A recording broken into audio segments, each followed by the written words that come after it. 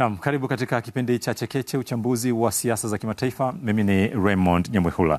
Ziara rasmi ya kwanza nje ya Marekani inamfanya Rais Donald Trump afike katika eneo la Ghuba, na akiwa amezuru katika nchi za Saudi Arabia, Qatar pamoja na Falme za Kiarabu. Ikumbukwe kwamba hii sio kwamba ndio ziara yake ya kwanza kabisa nje ya Marekani, lakini hivi karibuni alilazimika kwenda kule Vatican baada tu ya kuwa imetokea msiba wa aliyekuwa kiongozi wa kanisa Katoliki duniani Papa Francis, na hivyo Trump akaenda kushiriki katika maziko yake. Lakini kisafari zile rasmi, kwa maana ambazo zinakuwa tayari zimeshapangwa toka awali, Trump hii ya kwenda kule Ghuba ndio inakuwa ya kwanza, na rekodi zinaonyesha kwamba hata mwaka 2017 alivyochaguliwa kwa mara ya kwanza na wapiga kura ama wananchi wa Marekani, safari yake ya kwanza ilikuwa ni katika nchi ya Saudia. Sasa na hii wakati huu, baada ya kuwa ameingia katika tena awamu nyingine, safari yake ya kwanza inampeleka katika nchi ya Saudia na maeneo mengine ya nchi za Ghuba. Kulikoni kwenda katika eneo hili ikiwa ni safari yake rasmi ya kwanza baada ya kuwa rais wa Marekani, na safari hii ina tija gani kwa taifa hilo? Katika uchambuzi huu tunaye Mbwana Aliamtu, yeye ni mchambuzi wa siasa za kimataifa na akiwa anaungana nasi kutoka kule mkoani Kilimanjaro. Karibu sana Bwana Aliamtu katika matangazo haya. Asante sana, nashukuru kuwa pamoja nanyi. Naam, nashukuru sana. Pengine kwa kuanza tu, kabla ya kuangalia matukio yenyewe mbalimbali ambayo yamejitokeza kwenye ziara hii ya Marekani kwa maana ya Rais Trump kwenye haya mataifa matatu, hebu tupe mtazamo wako uliposikia kwamba Marekani ziara yake ya kwanza Rais Trump anaenda katika eneo la Ghuba. Nini kilikuja kwenye fikra zako? Kwanza ni mambo mawili makubwa ya msingi ambayo yamenijia kwenye fikra. Jambo la kwanza ni sera ya Trump, kwa sababu kwa desturi za marais wa Marekani wote huwa wanakuwa na sera za msingi katika masuala ya kiuchumi au kiusalama au katika mambo mengine. Wamarekani wanaita ni common policy, yani rais wa Marekani kwa desturi kuna kitu wanakiita common policy. Sasa common policy ya Rais Trump, yeye sio vita, kipaumbele kwake sio vita. Kipaumbele chake ni mambo mawili. Jambo la kwanza ni kuweza kuimarisha uchumi wa Marekani. Ndio maana kwenye yake ya msingi kabisa anasema Make America Great Again. Na ili Marekani iweze kuwa kubwa tena, ni lazima aweze kuimarisha Marekani iwe na uwezo mkubwa wa kiuchumi. Kwa hiyo common policy ya Trump ni kuhakikisha kwamba Marekani inakuwa na uchumi mkubwa, inakuwa na mvuto mkubwa, kwa maana ya kwamba kuwa eneo linalokimbiliwa zaidi kwenye uuzaji. Lakini kwa sababu hiyo ndio maana wachambuzi wengi Marekani wanamuita ni transactional president. Transactional president ina maana ya kwamba ni rais ambaye mtazamo wake upo kwenye nipe nikupe, yaani yeye anapata nini kama Marekani ili na yeye awape nini kama watu wengine, kwa maana kama mataifa mengine. Kwa hiyo popote pale ambapo Trump anaweka jicho lake, maanake ni kwamba lazima zingatie kwamba nipe nikupe, anapata nini. Lakini jambo lingine ni kwamba transactional president inamaanisha kwamba ni kiongozi ambaye amebase zaidi kwenye madeal ya kibiashara. Ndio maana tumeona kwamba amekuwa na hiyo mineral deal kule Ukraine, lakini pia amebeba hiyo economic deal, package kubwa ya economic deal ambayo kimsingi ni moja ya deal kubwa zaidi kuwahi kuonwa katika historia ya Marekani kwa takriban miaka 20, ukiachana na ile ya Bill Clinton na ile ambayo ilivunja rekodi ni ya Frank Delano Roosevelt. Kwa hiyo hii ya sasa ni moja ya deal kubwa ambayo ni package ambayo inakwenda kuinufaisha Marekani kwenye mambo mengi sana kutokana na hii ziara ambayo ameenda kuifanya. Kwa hiyo kwa msingi huo ndio maana Trump anatazamwa na wachambuzi wengi duniani kwamba ni transactional president. Sawa. Umezungumzia masuala haya ya kibiashara, na tunaona taarifa zilizotoka tu baada ya kuwa amehitimisha ziara yenyewe. Wanasema kwamba Marekani imetiliana saini mikataba ya kibiashara yenye thamani ya takriban dola trilioni 4, ikigusa katika maeneo ya teknolojia ya akili mnemba, sekta ya anga. Kuna ununuzi wa masuala ya ndege za Boeing za Marekani kwenda katika baadhi ya mataifa haya ya Ghuba, lakini kuna masuala ya biashara, ununuzi pia wa silaha unatajwa. Na hapo watu wanasema kwamba mengine yote yaliyojitokeza yapo tu yani kama kutimiza tu ule wajibu, lakini nyuma ya pazia kikubwa kilichompeleka Marekani ni hiki. Na Trump katika moja ya kauli zake amenukuliwa akisema kwamba ziara hii imeimarisha nafasi ya Marekani kwenye kanda hiyo na ulimwenguni kwa ujumla. Nini mapokeo yake kuhusiana na hii kauli aliyoitoa Trump akinukuliwa na vyombo vya habari akiwa anarejea Marekani? Kwanza jambo la kufahamu ni kwamba Mashariki ya Kati ni eneo muhimu sana kimkakati, ni eneo muhimu sana kimkakati kwa Marekani, na hizi nchi tatu ambazo wamezitembelea ndio nchi mama katika kile kinachoitwa ulimwengu wa Kiarabu. Kuzungumza umoja wa falme ya Kiarabu, maana yake kwamba unazungumza kitovu cha biashara Mashariki ya Kati. Unapozungumza Saudi Arabia, maana yake unazungumzia taifa lenye ushawishi mkubwa katika ulimwengu wa Kiarabu. Unapozungumzia Qatar, unazungumzia eneo muhimu zaidi kimkakati kiusalama katika Mashariki ya Kati, kwa sababu Qatar ina eneo linaloitwa Al Udeid, ndio kambi kubwa zaidi ya kijeshi ya Marekani katika eneo la Mashariki ya Kati. Kwa hiyo eneo hili ni eneo la kimkakati. Kwa hiyo Trump alichofanya, amekwenda kufanya kuongeza nguvu zaidi, kwa sababu amekuwa akilalamika Trump kwamba mtangulizi wake Biden hakuwa anafanya vizuri zaidi katika uwekezaji wa kibiashara, uwekezaji wa kimkakati katika usalama katika eneo hilo. Ndio maana umeona kwamba amepita maeneo ambayo ndiyo yanayobeba tafsiri zima ya ulimwengu wa Kiarabu.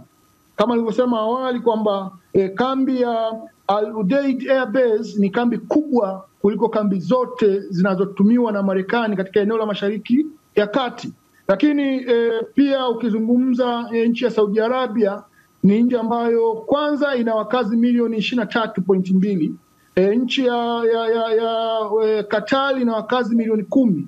Sasa ukitazama wazi utaona kwamba ziara hii itakuwa na manufaa makubwa zaidi katika kumnufaisha Trump, kwanza kumwongezea nguvu, japo tumeona baadhi ya wachambuzi wengi wamekuwa wakiipinga ziara hii kutokana na baadhi ya mambo. Kwanza mfano tu ni kwamba kwenye katiba ya Marekani kuna kipengele kinachoitwa emoluments clause ambayo inamzuia rais kufanya maamuzi ya kupokea zawadi binafsi, na watu wengi wamekuwa wakilalamika kuhusu hilo, lakini Trump anasema kwamba hilo sio tatizo. Manufaa ambayo nimeyapata kwenye hayo maeneo katika ziara hii ni kubwa zaidi kuliko hicho ambacho wachambuzi wengi wakikikosoa.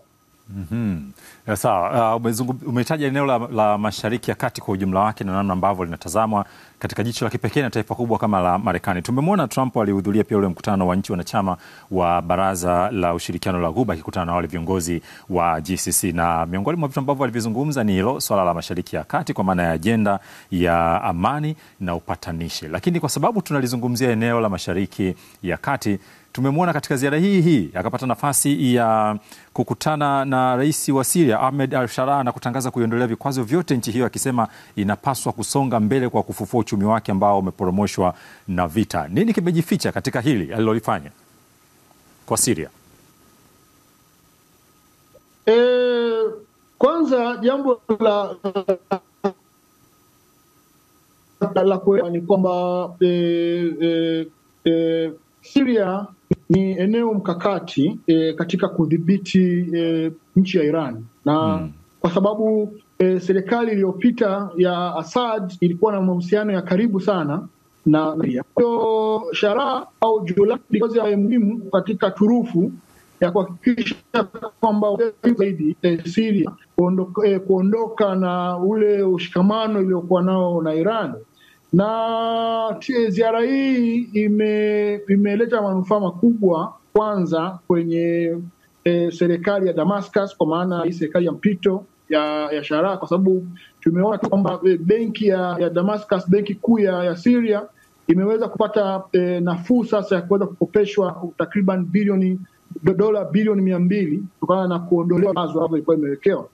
Lakini jambo la pili ambalo kimejificha na sasa kiko wazi ni kwamba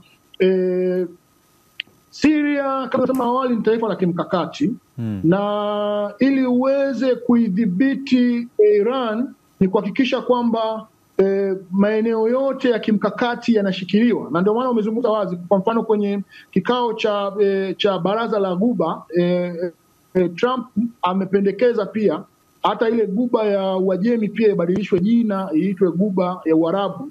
Yote hiyo ni mikakati ya kuweza kuidhibiti na kuimaliza nguvu Iran, kwa sababu Iran ndio taifa ambalo ni Marekani, lakini pia ndio kazo kusababisha mahusiano ya karibu zaidi ya Marekani katika nchi za Mashariki ya Kati.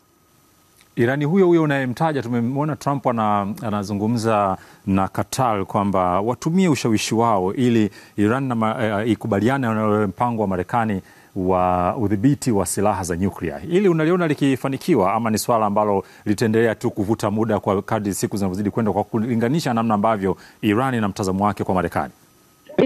Ni ngumu sababu Iran ina uadui wa muda mrefu na Arabia, na Trump ameitumia Qatar kwa sababu Qatar kwa nchi za Kiarabu nchi imekuwa ikisimama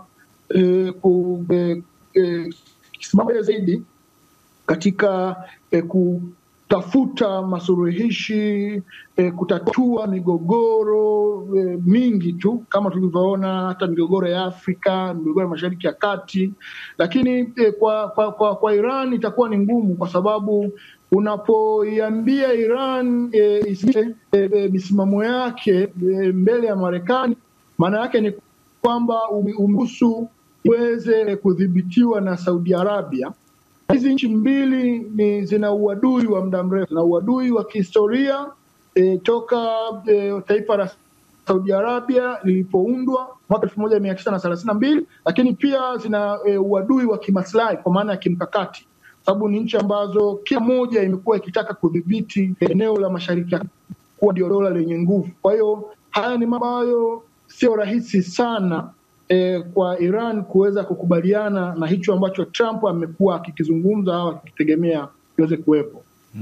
Huyu ni Mbwana Ali Amtu, yeye ni mchambuzi wa siasa za kimataifa, na tupo naye hapa leo hii tukiangalia ziara ya Rais Donald Trump katika eneo la Ghuba, akiwa ametembelea mataifa matatu ya Qatar, Saudi Arabia pamoja na Falme za Kiarabu. Hii ni sehemu ya kwanza. Tutarejea katika sehemu ya pili na ya mwisho ili tuangalie maeneo mengine muhimu yaliyojitokeza katika ziara hii ya Rais Trump ambaye tayari amesharejea kule nchini Marekani.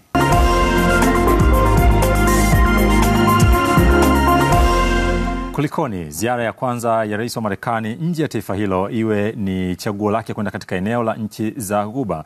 Ndicho ambacho kinatufanya leo tukae hapa tujadili hili, na ni uchambuzi ambao tunaufanya na Mbwana Ali Amtu, yeye ni mchambuzi wa siasa za kimataifa, akizungumza nasi akiwa kule mkoani Kilimanjaro. Tumeangalia kwa sehemu kubwa baadhi ya mambo ambayo ni muhimu yamejitokeza kwenye ziara hiyo, lakini ziara ambayo imeacha gumzo na uchambuzi ukiwa unaendelea kwa kadri siku zinavyoenda, kutokana na namna ambavyo Trump anaonekana anachanga turufu zake kwenye kuhakikisha kwamba mambo yake ambayo anatamani yafanyike basi yanatimia kama vile anavyopanga. Ali Amtu, tumerejea katika sehemu hii ya pili, na wachambuzi wengine pia wanasema kwamba pengine Trump hiki anachokifanya anazingatia eneo la Ghuba jinsi ambavyo lina utajiri mathalan wa mafuta, lina akiba ya fedha, na anaona hii inaweza ikawa ni njia yake nzuri katika kuhakikisha kwamba inamsaidia katika mikakati itakayomletea ahueni kwenye kushughulikia changamoto za kiuchumi kwenye taifa lake. Hili unalitazama vipi kwa mtazamo wako? Ni sahihi kama ambavyo tumesema awali kwamba haiba ya Trump yeye ni transactional president, na mara nyingi kila ambacho yeye amekuwa akikifanya amekuwa akitazamia zaidi manufaa ya kifedha, kwamba jambo hilo analolifanya ni lazima lilete maslahi kwenye taifa lake la Marekani. Ndio maana yeye mwenyewe ameeleza wazi kwamba ziara yake hii aliyoifanya Mashariki ya Kati itakuwa ni yenye manufaa makubwa zaidi katika masuala ya uuzwaji wa silaha, ulinzi, usalama, lakini pia kuweza kuiwezesha Marekani katika uwekezaji mkubwa. Ndio maana tumeona kwamba kwa mfano sasa imeahidi kwamba itaweka bilioni 600 kwenye miaka minne Tumeona falme ya Kiarabu pia imeahidi kuwekeza 1.4 trillion dola za Kimarekani. Lakini sio hilo tu na sio maeneo hayo tu, ili kuonyesha kwamba Trump ni transactional president. Ofisi ya rais wa Marekani, White House, imeandikia barozi za nchi zote na 93 duniani barua ya kuzitaka zionyeshe interest ya kufanya biashara na Marekani, na zionyeshe ni eneo gani ambalo wanadhani kwamba wanaweza kufanya biashara. Na Trump mwenyewe amesema kwamba watatazama kwamba kutokana na hizo nchi za namna ambavyo zimeonyesha interest na ni maeneo gani Marekani pia itakuwa tayari kufanya. Kwa hiyo inapigilia msumari kuonyesha kwamba Trump ni mtu ambaye anaangalia zaidi namna gani ya kuprotect uchumi wa Marekani, lakini pia kukuza zaidi uchumi wa Marekani. Ndio ile dhana ya mfanyabiashara ambao umetushirikisha toka mwanzo. Lakini tunamuona pia kwamba licha ya kwamba mtazamo huu wa kumpeleka kule unaonyesha namna gani ambavyo Marekani inaweka jicho lake zaidi kwenye eneo la Mashariki ya Kati na kulingana na umuhimu wake. Akiwa huko pia amesikika mara kadha akitoa matamko kuhusiana na vita vya Ukraine, na hata kusema kwamba anaonyesha ule utayari wa kukutana na marais Vladimir Putin na Volodymyr Zelensky. Nilipokuuliza awali kuhusiana na matamanio yake kwa taifa kama la Iran, ukasema kwamba kuna ugumu kutokana na misimamo iliyopo kati ya nchi hizo mbili. Hiki anachokisema kwa marais hawa wawili wa Urusi, Putin pamoja na Zelensky wa Ukraine, unaona ni kitu ambacho kinaweza kikafanyika ama kikawezekana katika siku za hivi karibuni kwa wakubwa hawa ambao wamekuwa kivutana kukaa meza moja, na pengine dunia ikashuhudia kweli Ukraine inarejea katika utulivu wake na yale ambao Trump amekuwa anayasema katika kutafuta suluhu hiyo? Kwa vita ya Ukraine na Russia yenyewe, ni uwezekano wa vita ile kumalizika ni mkubwa kwa sababu zifuatazo. Kwanza, moja, pande zote mbili ziko tayari kwenye mazungumzo, ni hayo hawajakubali baadhi ya masharti. Hilo ndio jambo kubwa tu ambalo bado linaweka vikwazo.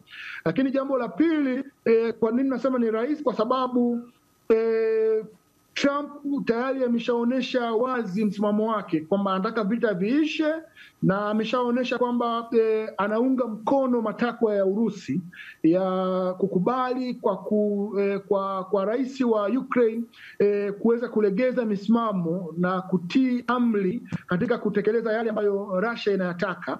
Lakini jambo la tatu ni kwamba Ukraine kukubali kuingia makubaliano ya kibiashara ile inaitwa minor deal na Marekani, pia ni moja ya dalili za wazi kwamba vita vya Ukraine na Russia ni rahisi zaidi kumalizika, kwa sababu Marekani ameshaonyesha kwamba sehemu ya karata yake ipo kwa upande wa Moscow. Kwa hiyo hilo linaweza likatia pia uwepesi wa vita hili kumalizika, ikilinganisha na mgogoro mingine kama ambavyo ilivyo, kwa maana ya mgogoro baina ya Iran pamoja na Riyadh.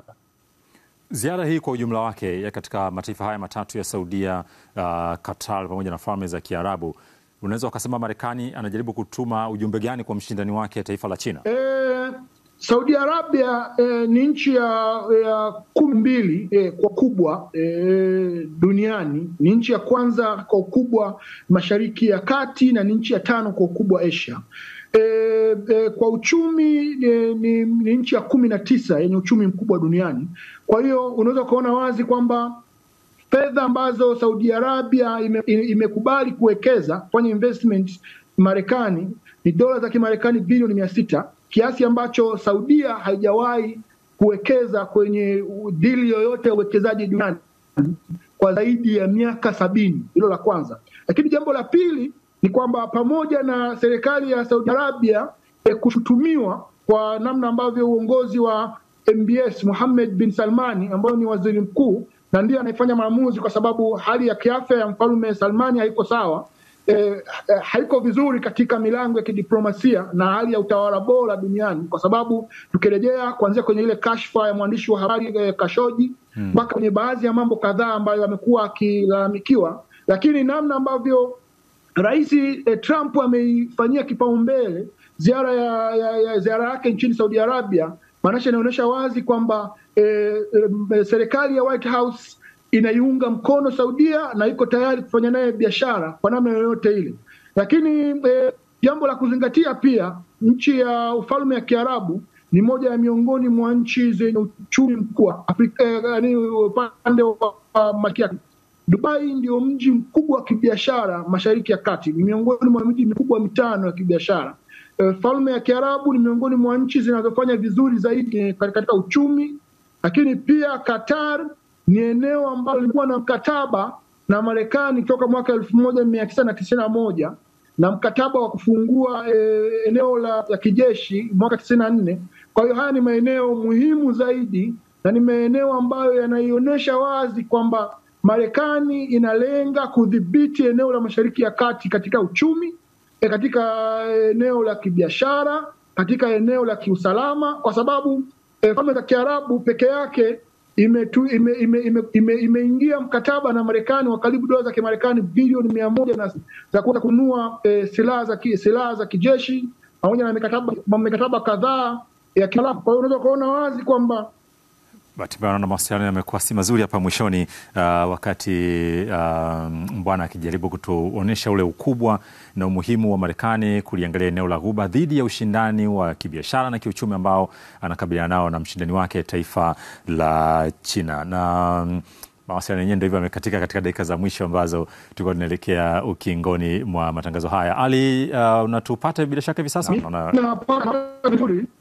Pole. Hapa mwishoni kidogo naona mawasiliano yameleta usumbufu wakati tunamalizia hoja yako kuhusiana na huo umuhimu wa Trump katika eneo la Ghuba na kuhakikisha kwamba anafikia yale malengo aliyoyafikia. Kama unatupata unaweza kumalizia hoja yako tafadhali kwa dakika 2. Eneo hili ni eneo muhimu sana kiuchumi, kwa maana ya uchumi mzima wa Mashariki ya Kati. Hiyo Marekani kuwekeza nguvu kubwa, maana yake ni kwamba ya nchi ya China na nchi ya Russia kuweza kuwekeza nguvu zaidi. Kwa hiyo yeye anachofanya ni kuhakikisha kwamba eneo katika sera za nje za Marekani, kwa sababu kama nilivyosema awali, toka mwaka 1992 serikali ya Bush baba iliingia mkataba na ujenzi wa eneo la Al-Udeid Air Base ambao ni base kubwa zaidi ya kijeshi Marekani Mashariki ya Kati. Lakini pia nchi za Falme za Kiarabu imewekeza pia fedha nyingi katika kuimarisha teknolojia, ulinzi. Kwa hiyo ni eneo ambalo Marekani na serikali ya Trump inalifanya eneo la Mashariki ya Kati kuwa ni sehemu miongoni mwa sehemu kabisa za vipaumbele katika sera zake za mambo ya nje na katika kuhakikisha kwamba ile hegemon ya Marekani katika turufu yake katika Mashariki ya Kati inabaki pale pale kama ilikuwa mwanzo wa miaka ya 90 na kuja mpaka miaka ya 2000. Bwana, nikushukuru sana Comrade kwa ushiriki wako kwenye kipindi hiki na nikupe pole hapa mwishoni. Naona mawasiliano yamekuwa si rafiki kama ambavyo tulikuwa tumeanza mjadala huu, lakini kwa sehemu kubwa tumepata uchambuzi wako vizuri juu ya namna ambavyo utawala wa sasa wa Rais Donald Trump unaweka kipaumbele katika eneo hili ikilinganisha na viongozi wengine waliotangulia awali, kwa mujibu wa mikataba hii ambayo imeshuhudiwa ikionekana kwamba ni mikubwa kuwahi kushuhudiwa. Hapo awali nilinukuu taarifa iliyotolewa na Ikulu ya Marekani baada ya Rais Trump kuwa amehitimisha ziara yake, ikionyesha kwamba katika safari hii pekee yake ya nchi hizi tatu Trump ameondoka na kicheko katika eneo la Ghuba akiwa ametiliana saini mikataba ya kibiashara yenye thamani ya takriban dola trilioni 4 ikigusa maeneo mbalimbali ya uuzianaji wa silaha, masuala ya teknolojia ya akili mnemba, lakini pia sekta ya anga na masuala mengine yanayohusiana na masuala ya biashara. Mimi nikushukuru sana wewe ambaye umetenga muda wako wa kuungana nasi, bila shaka umepata nafasi, lakini pia uelewa wa kwa nini Trump amechagua eneo hili kuwa ndio ziara yake rasmi ya kwanza baada ya kuwa amechaguliwa kuwa rais wa Marekani. Ni uchambuzi ambao tumeupata kupitia kwa Mbwana Liamtu ambaye ni mchambuzi wa siasa za kimataifa. Mimi ni Raymond Nyamwihula, asante sana. Tukutane wakati mwingine katika wasaa mwingine wa uchambuzi wa siasa za kimataifa hapa hapa kupitia UTV.